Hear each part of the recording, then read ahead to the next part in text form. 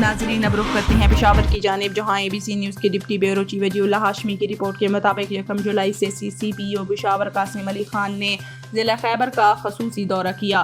D P او ضلع خیبر سلیم عباس Kalachi, S P investigation روح الامین اور دیگر پولیس افسران نے سی سی پی او پشاور قاسم علی عباس کا ضلع خیبر پہنچنے پر خیر مقدم کیا۔ پولیس کے چاقو چوبند دستے نے سلامی پیش کی۔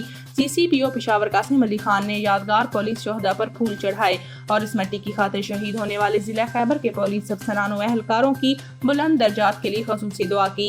بعد ازاں سی سی پی او پشاور قاسم علی خان کی زیر صدارت ضلع خیبر کے پولیس افسران کے ساتھ میٹنگ کا انعقاد کیا گیا۔ اس موقع پر ڈی پی او ضلع خیبر سلیم عباس کلاچی نے امن و امان کے قیام کے لیے اٹھائے گئے سیکورٹی اقدامات، جرائم پیشہ افراد کے خلاف کارروائیوں کے حوالے سے تفصیلی بریفنگ دی۔